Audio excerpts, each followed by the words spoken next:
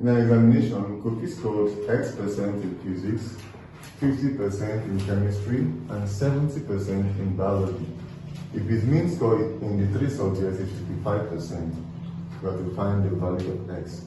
For us to achieve that, we say X plus 50 plus 70 all over 3 is equal to 55, since his mean score is 55%.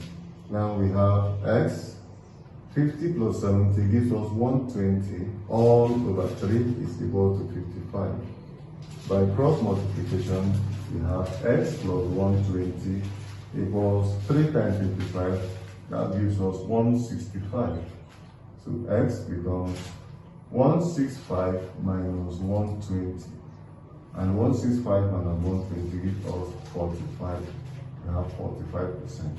So the value of X is 45%.